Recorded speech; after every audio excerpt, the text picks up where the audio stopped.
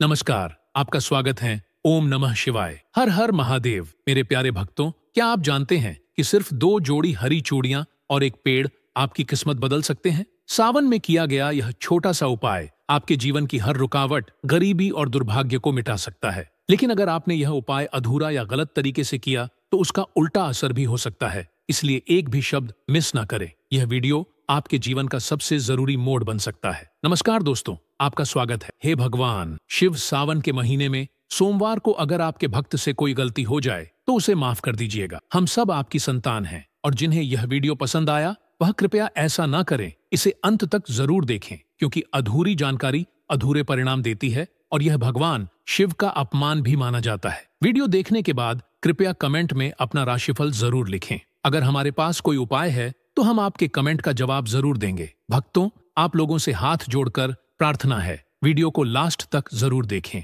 तभी आपको इस वीडियो का लाभ मिलेगा। इसीलिए वीडियो लास्ट तक जरूर देखें और इसी तरह उपाय वाली वीडियो देखने के लिए वीडियो को लाइक करके चैनल को सब्सक्राइब जरूर कर लेना। सावन के महीने में समुद्र में उथल पुथल मची थी। इसी महीने में माँ लक्ष्मी प्रकट हुई थी और उन्हें धन की देवी का स्थान मिला था। सावन के महीने में भगवान शिव धरती पर आते हैं और जिनके घर में शिवलिंग होता है वे किसी न किसी रूप में वहां मौजूद होते हैं। इस महीने में भगवान विष्णु योग निद्रा में चले जाते हैं और भगवान भोलेनाथ पूरे ब्रह्मांड का भार संभालते हैं। इसलिए आज बताया जा रहा उपाय बहुत ही सरल और कारगर है। सावन के महीने में किसी खास पेड़ पर 2 जोड़ी हरी चूड़ियां बांधने से आपकी मनोकामनाएं जल्द पूरी होती हैं और जीवन में आ रही परेशानियां धीरे धीरे खत्म होने लगती हैं। हरी चूड़ियां हर धर्म के लोग किसी न किसी रूप में पहनते हैं। कोई इसे चूड़ियां कहता है, कोई चूड़ियां तो कोई चूड़ियां, लेकिन इसका महत्व सभी के लिए एक जैसा है। लेकिन चूड़ियों का महत्व हर धर्म और समाज में माना जाता है। यह देवी देवताओं को बहुत प्रिय है। खासकर चूड़ियां देवी को बहुत आकर्षित करती हैं। जो महिलाएं चूड़ियां पहनती हैं उन्हें सौभाग्य का वरदान मिलता है। दोस्तों, अगर आप भी भगवान शिव के सच्चे भक्त हैं तो कमेंट बॉक्स में एयूएम नमः शिवाय जरूर लिखें और अगर आप भगवान शिव से सच्चा प्यार करते हैं तो लाइक जरूर करें। दोस्तों, भगवान भोलेनाथ को 3 पेड़ बहुत प्रिय माने जाते हैं और इन पेड़ों की पूजा करने से भगवान शिव के समान ही फल की प्राप्ति होती है। शास्त्रों में कहा गया है कि भगवान शिव और माता पार्वती ने मानव कल्याण के लिए इन पेड़ों के रूप में धरती पर अवतार लिया था, यानी इन पेड़ों के जरिए वे लोगों को आशीर्वाद देते हैं। तो आइए इस वीडियो में जानते हैं कि सावन में हरी चूड़ियों का क्या महत्व है। हरा रंग सौभाग्य, शांति और खुशी का प्रतीक है और यह मन को जल्दी खुश कर देता है। हरा रंग प्रकृति से जुड़ा हुआ है और माता पार्वती को स्वयं प्रकृति का स्वरूप माना जाता है, जबकि भोलेनाथ को शिव तत्व यानी पुरुष रूप कहा जाता है। सावन में भगवान शिव को बेलपत्र, धतूरा, भांग और धूप चढ़ाई जाती है। यह सभी हरे रंग के होते हैं, इसलिए भगवान शिव को हरा रंग बहुत प्रिय है। जो महिलाएं सावन के महीने में हरी चूड़ियां पहनती और हरे रंग के कपड़े पहनती हैं उन्हें अखंड सौभाग्य का वरदान मिलता है। इसलिए सभी माताओं और बहनों को सावन में हरे रंग के कपड़े और चूड़ियां पहननी चाहिए और नीले या काले रंग के कपड़ों से दूर रहना चाहिए, क्योंकि माना जाता है कि यह रंग पति के स्वास्थ्य और उम्र को प्रभावित करते हैं। इसलिए सावन के किसी भी दिन, खासकर सोमवार को, अगर किसी खास पेड़ पर हरे रंग की चूड़ी बांधी जाए तो दुर्भाग्य सौभाग्य में बदल सकता है। कितनी भी गरीबी, कर्ज, सूखा या परेशानी क्यों ना हो, उसका अंत हो सकता है। अगर सिर्फ एक सोमवार को पूरी श्रद्धा के साथ यह उपाय किया जाए तो जीवन की कई समस्याएं दूर हो सकती हैं और जीवन की दरिद्रता भी खत्म हो सकती है। तो आइए जानते हैं वह पेड़ कौन से हैं। पहला पेड़ है शमी का पेड़। शमी के पेड़ को भगवान शिव और माता पार्वती के मिलन का प्रतीक माना जाता है, इसीलिए इसे उमाश्वर वृक्ष भी कहा जाता है। सावन के पूरे महीने में शिव पार्वती इसी पेड़ में निवास करते हैं और खासकर शाम के समय, यानी जब दिन और रात के बीच का समय होता है, जिसे गोधूली बेला या प्रदोष काल कहते हैं, तो इस पेड़ को छूने मात्र से ही जीवन के पाप, दोष और परेशानियां दूर हो जाती हैं। सावन के किसी भी सोमवार को अगर शमी के पेड़ की जड़ में कच्चा दूध चढ़ाया जाए तो भगवान शिव जल्द प्रसन्न होते हैं और माता पार्वती की विशेष कृपा प्राप्त होती है। शमी वृक्ष का महत्व यह है कि भगवान राम ने लंका पर चढ़ाई करने से पहले इसकी पूजा की थी और पांडवों ने अपने दिव्य अस्त्र इसी वृक्ष के नीचे छिपाए थे। जिस घर में यह वृक्ष होता है वहां सुख, शांति और समृद्धि का वास होता है। तो मित्रों, सावन के किसी भी सोमवार को शमी वृक्ष पर उमा महेश्वर का ध्यान करते हुए 2 जोड़ी हरी चूड़ियां और हरा रिबन जरूर बांधना चाहिए। या फिर जो भी हरी सामग्री जैसे मेहंदी बिंदी या आभूषण उपलब्ध हो, उन्हें बांधना शुभ माना जाता है। खासकर हरी चूड़ियां जरूर बांधनी चाहिए, क्योंकि यह एक सरल उपाय होते हुए भी बहुत फलदायी माना होता है, जिससे दरिद्रता, रोग, दुख और बाधाएं दूर होती हैं और सुख समृद्धि आती है। अब बात करते हैं दूसरे पेड़ की, जो है धतूरे का पेड़। माना जाता है कि धतूरे की उत्पत्ति भगवान शिव के उग्र रूप यानी काल भैरव के अंश से हुई है, और जब शिवलिंग पर धतूरे का फल, फूल या पत्ता चढ़ाया जाता है तो राहु, केतु और शनि के पाप खत्म हो जाते हैं। अगर सावन के किसी भी सोमवार को इस पेड़ पर 2 जोड़ी हरी चूड़ियां बांधी जाएं, तो दुश्मनों से मुक्ति मिलती है और उनका नाश होता है। इतना ही नहीं, शनिवार के दिन अगर धतूरे के पेड़ पर बाबा काल भैरव का ध्यान करते हुए हरी चूड़ियां बांधी जाएं, तो भूत प्रेत बाधाएं भी खत्म हो जाती हैं। अगर घर के किसी कोने में धतूरे की छोटी सी टहनी छिपा दी जाए या जमीन में गाड़ दी जाए, तो घर से हर तरह की नकारात्मक ऊर्जा दूर हो जाती है और भगवान शिव का वास होने से हर तरह की सुरक्षा मिलती है। अब आते हैं तीसरे पेड़ पर, जो है बेल का पेड़। बेलपत्र के बिना शिव पूजा अधूरी मानी जाती है, और अगर बेलपत्र न चढ़ाया जाए तो जल चढ़ाना भी बेकार है। इसलिए जब भी बेलपत्र चढ़ाएं तो उस पर श्री राम जरूर लिखें, जिससे भगवान शिव बहुत प्रसन्न होते हैं। सावन में बेल के पेड़ को छूना तीर्थ के समान माना जाता है, क्योंकि इस वृक्ष की उत्पत्ति माता पार्वती के रूप में हुई है और स्कंद पुराण के अनुसार इसके पत्तों में शिव, शाखा में पार्वती, जड़ में ब्रह्मा और तने में विष्णु का वास होता है। शाम के समय अगर बेल के पेड़ के नीचे शिव मंदिर के पास घी का दीपक जलाया जाए तो बहुत पुण्य माना जाता है। खास तौर पर सावन में यह दीपक जलाने से शिव भक्ति के साथ साथ लक्ष्मी कृपा का मार्ग भी खुलता है। इससे जीवन में धन, सुख और पुण्य की प्राप्ति होती। ऐसी भी मान्यता है कि इस वृक्ष को छूने मात्र से ही सारे पाप नष्ट हो जाते, और इसी कारण से माता लक्ष्मी को भी बेल वृक्ष का अवतार लेना पड़ा था। इसके पीछे भी एक रोचक कथा है, जो मैं भविष्य में जरूर बताऊंगा कि आखिर क्यों माता लक्ष्मी को बेल वृक्ष का अवतार लेना पड़ा। मैं आपको एक कथा भी बताऊंगा। इसलिए अगर आप सावन के पावन दिनों में बेल वृक्ष के नीचे जा सकते हैं तो आपको घी का दीपक जरूर जलाना चाहिए, क्योंकि घी का दीपक बहुत ही शुभ माना जाता है। जैसे अन्य वृक्षों पर मक्खन या छाछ चढ़ाया जाता, उसी प्रकार बेल वृक्ष को माता पार्वती और भगवान शिव का स्वरूप माना जाता, और इसकी जड़ में सभी तीर्थों का वास होता। इसलिए सावन के महीने में जो लोग किसी कारणवश यात्रा नहीं कर पाते हैं, अगर वे 1 महीने तक इस वृक्ष के नीचे घी का दीपक जलाते हैं तो उन्हें सभी तीर्थों के दर्शन करने जितना पुण्य मिलता है। मैं यह सभी बातें इसलिए शेयर करता हूं ताकि हमारे सभी दर्शकों का कल्याण हो और सभी को सिर्फ धन ही नहीं बल्कि पुण्य और आध्यात्मिक लाभ भी मिले, क्योंकि बहुत से लोग धन से ज्यादा आध्यात्मिक उन्नति चाहते हैं। इसलिए मैं इन रहस्यमयी लेकिन लाभकारी उपायों के बारे में जानकारी देता हूं। अब आपको जो करना है वह यह कि सावन के शुभ दिनों में आपको बेल के पेड़ को श्रद्धापूर्वक छूना है और मां पार्वती से प्रार्थना करनी है कि हे मां, आप ही शक्ति हैं, आप ही देवी हैं, आप ही संसार को चलाने वाली देवी हैं। कृपया मेरी दरिद्रता दूर करें, मेरी दरिद्रता दूर करो और मेरे जीवन में आने वाली बाधाओं का अंत करो। यह प्रार्थना करते हुए कपूर और मोमबत्ती जलाएं और इसे जलाने के बाद पेड़ से कहें कि मैं आपको खजूर के फल और पत्ते भेंट स्वरूप दे रहा हूँ, कृपया इन्हें स्वीकार करें। इसके बाद इन फलों और पत्तों को पेड़ की जड़ में भक्ति भाव से रखें और फिर प्रार्थना करें कि हे देवी, मेरी दरिद्रता दूर करो, मेरे दुर्भाग्य को सौभाग्य में बदल दो, और अगर किसी पर श्राप है या किसी ने कोई पाप किया है तो उसे भी दूर करो। अगर शनि, राहु, केतु या कोई अन्य ग्रह पीड़ा दे रहा है या पिता के पाप के कारण आध्यात्मिक प्रगति नहीं हो रही है तो अपने अंदर के उस पाप को दूर करो और हमें पाप से मुक्त करो। यह प्रार्थना करते समय एक विशेष बात यह भी करनी चाहिए कि सावन के दिनों में बेल के पेड़ की जड़ में शहद मिला दूध चढ़ाएं। शहद जैसा पदार्थ उपयोगी माना जाता है और इस दूध को तांबे के लोटे या गिलास से पेड़ की जड़ में चढ़ाना चाहिए। ऐसा करने से देवी लक्ष्मी प्रसन्न होती हैं और ऐसे व्यक्ति को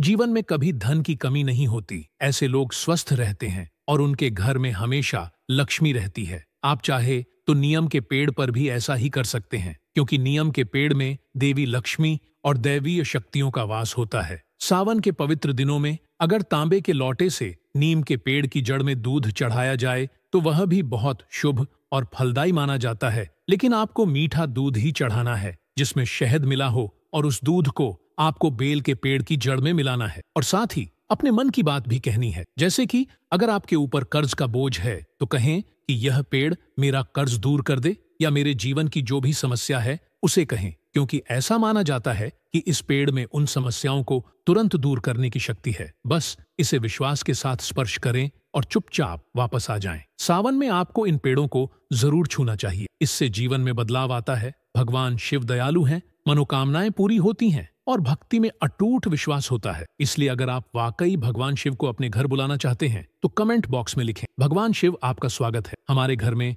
हर महादेव ओम नमः शिवाय और एक लाइक जरूर करें। सावन का पवित्र महीना वह समय होता है जब हर महादेव चारों ओर गूंजते हैं और यही वह समय होता है जब भगवान शिव अपने भक्तों के सबसे करीब होते हैं। ऐसे में अगर सावन के किसी भी सोमवार को आप चुपचाप शिवलिंग के पास कुछ भी रख देते हैं, जैसे बेल के पत्ते, फूल, चावल, तिल, पंचामृत, सिख मिट्टी आदि, और उसे अपने पूजा स्थल पर रख देते हैं, तो वह चीज भगवान शिव का आशीर्वाद बन जाती। अगर आप उस चीज को लाल कपड़े में बांधकर अपनी तिजोरी या पिंजरे में रखते हैं तो इससे आपके धन में जल्द ही वृद्धि होगी। खास तौर पर अगर आप यह उपाय लगातार 3 महीने यानी सोमवार तक करते हैं तो आपके जीवन में मान लक्ष्मी का वास होता है और आय के कई स्रोत खुलने लगते हैं। इस उपाय को करते समय आपको मौन रहना चाहिए और ना ही किसी को बताना चाहिए और ना ही किसी को दिखाना चाहिए। अब बात करते हैं कि शिवलिंग पर क्या चढ़ाना चाहिए और क्या नहीं। भगवान शिव को जल, दूध, बेल के पत्ते, भांग, धतूरा, शहद, सफेद चंदन,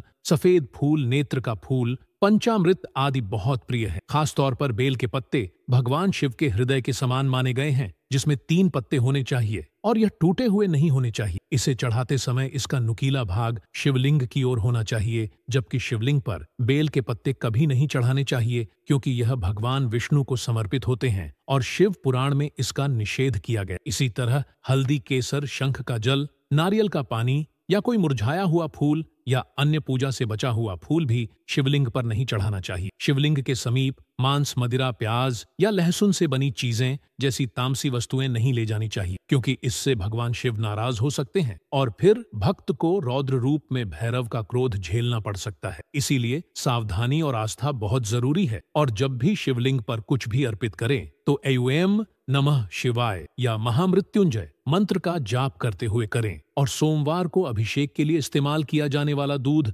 कच्चा होना चाहिए, उबला या खट्टा नहीं होना चाहिए और उसमें किसी तरह की मिलावट नहीं होनी चाहिए। वहीं जल आम लेने, अगर गंगा या कुएं का शुद्ध जल हो तो और भी अच्छा है। इस दिन जब भी शिवलिंग को स्पर्श करें तो अपना मन पूरी तरह से पवित्र और शांत रखें, क्योंकि भगवान शिव भूखे माने जाते हैं। वे धन या वस्त्र से प्रसन्न नहीं होते, बल्कि वे आपकी सच्ची आस्था से प्रसन्न होते हैं। धतूरा का वृक्ष भगवान शिव के उग्र रूप काल भैरव की देन माना जाता है। शिवलिंग पर धतूरा अर्पित करने से राहु, केतु और शनि के दुष्प्रभाव शांत हो जाते हैं। सावन के किसी भी सोमवार को इस वृक्ष पर हरी चूड़ियों की 2 जोड़ी बांधने से शत्रुओं का नाश होता है और उनसे मुक्ति मिलती। विशेषकर शनिवार के दिन काल भैरव का ध्यान करते हुए धतूरे पर हरी चूड़ियां बांधी जाएं तो भूत प्रेत जैसी नकारात्मक शक्तियों से भी रक्षा हो। घर में किसी कोने में धतूरे की एक छोटी सी टहनी छिपा देना या जमीन में गाड़ देना घर को नकारात्मक ऊर्जा से मुक्त करता है और भगवान शिव की कृपा से सुरक्षा का वातावरण बनाता है। अब प्रवेश करते हैं बेल वृक्ष की चर्चा में। बेलपत्र के बिना